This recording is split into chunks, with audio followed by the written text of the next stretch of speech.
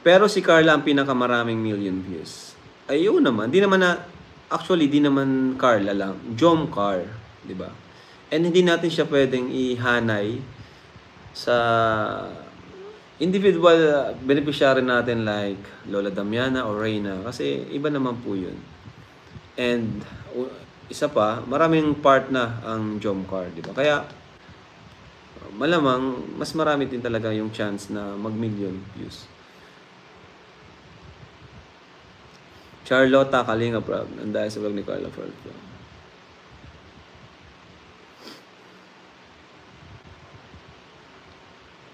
Bakit pinag-iinitan na naman si David? Ewan ko dito. Si Rabay sikat. Ay, grabe. Ayan. Saka trivia lang po, itong Kalingap na to, ang unang nag-ano talaga niyan is ako po. Ako ang unang nagbuo ng ganyang Kasi ang una kasi niyan, lingap sa may hirap. No, lingap sa may hirap. Hanggang sa yun, ginawa kong syempre dapat 'di ba pag vlogger ka may mga tawag ka. So lingap. Gawin natin parang kalingap. So mga kalingap ko kayo. Parang ganun. Kaya pinangalan ko siyang Kalingap Prab. So yung kalingap na yan, ako po ang unang nagsabi niyan kay Papa, nagsuggest. Hanggang sa, yun, naging sikat na. Ginamit na rin ni Kuya Bal. Diba? Para po sa mga hindi nakakalam. No? Ako yung talagang nagsalita ng word na kalingap. Pero yung paglingap, lingap sa may hirap, si Kuya Bal yan. Itong community natin, si Kuya Bal. Ako lang yung unang nakaisip niyang kalingap. Kasi gusto ko kasi may tawag sa mga... Wala ako kasing maisip. Siyempre, ang pangalan dati ng channel ko noon lingap sa mahirap ordinaryong vlogger ang haba nga binago ko lang ginawa kong since lingap naman tayo lingap kalingap kaya hanggang sa yun pinangalan ko sa channel ko Kalingap Prab yun po kaya yun hanggang sa nakilala na tayo.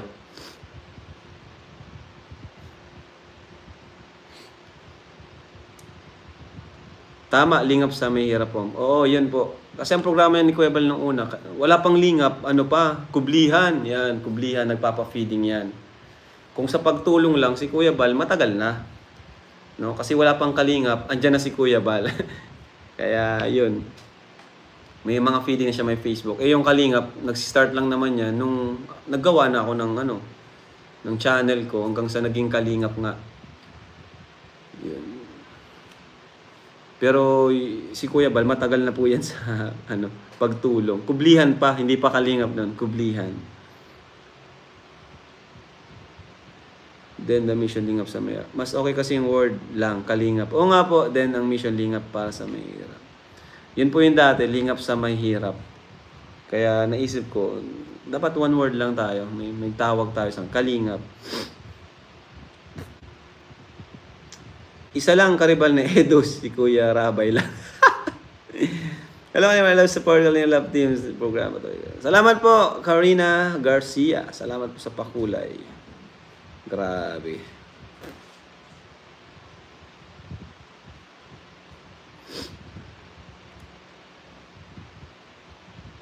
Ayan. Kuya Rob, kailan mag-live si Carla? Oo nga tagal lang din nagla-live ni Carla. Napaalam mo na sa akin bago magano.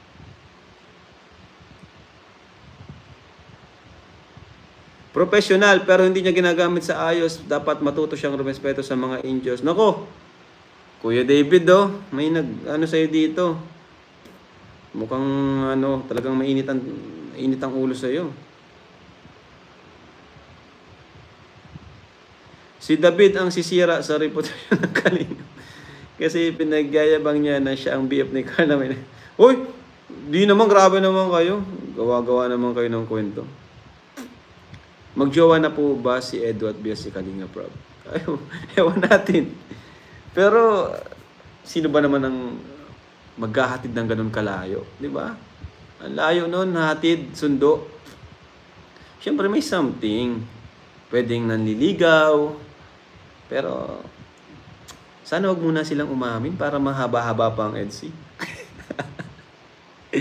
Joke lang po, joke lang. Crush ni Charlotte si Michael. Ah, si Michael, friend ni Dan.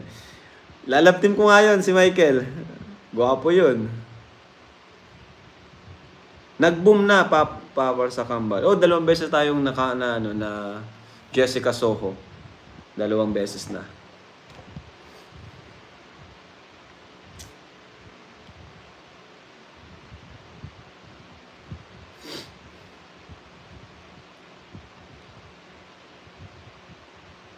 Galit na galit ka, love you bot kay Kalingap David. Bakit? Baka naman nagsiselos po kayo. Baka crush niyo po si Kuya David Vlogs. Sige, sama kami. Daan na din kayo dito sa bahay. Magluto si Nina mo. Sige po. O Kuya Bal, daan tayo kay Naka-Business. Pagpunta nating Pampanga. Kasi may nag-invite daw dun sa EDC. Sina Mami Rexy ata yun. Manood ng yung hot air balloon ba yun? Limot na ako kung ano yun.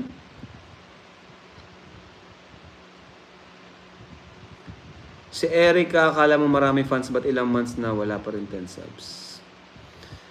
Yan po yung patunay na pag umalis ka talaga sa Kalingap, di man sa pagyayabang, pero marami na po talaga na umalis sa Kalingap and bumaba yung nila, no?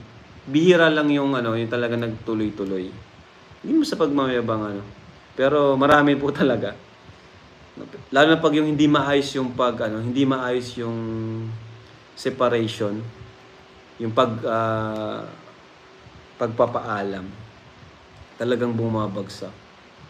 Hindi ko rin alam kung bakit.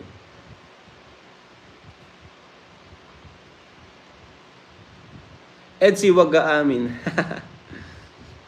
February, kalinga pa bang hot air balloon dito sa amin sa Clark? Ay siya, February, baka nasa kami niyan. Baka nasa Hong Kong kami niyan. Pero alam nyo mga kalingap ko, nanghinayang din ako doon, sa totoo lang. Yung kay Erica. Nanghinayang ako kasi sobrang dami na rin ng supporters niya at dami nang nakahanay na tulong sa kanya nung time na yun. Pero ganun talaga, wala tayong magagawa. Mas pinili niyang sumunod sa sponsor. Umaaligid ba si Ryan kay Biancy Tanong? Ay, hindi po. Hindi po mga kalingap.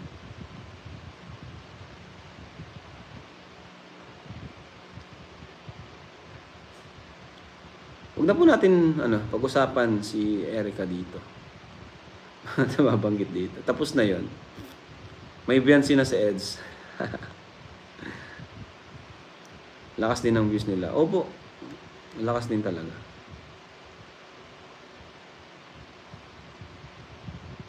Hindi, ganito rin yun. Kasi kaya malakas yung time na yon, malakas ang yung si Erica pa. Kasi nung time na yun pa lang yung love team nun. Yun pa lang yung love team nun. No? Kasi nung time na yun, nung Edrica, yung Rochelle, wala na rin eh.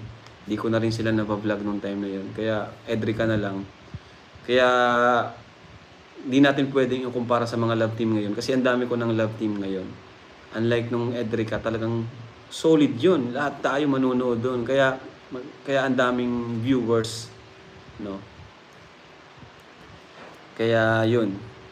Ngayon kasi may mga kasabay na Jomcar, Edsy, diba?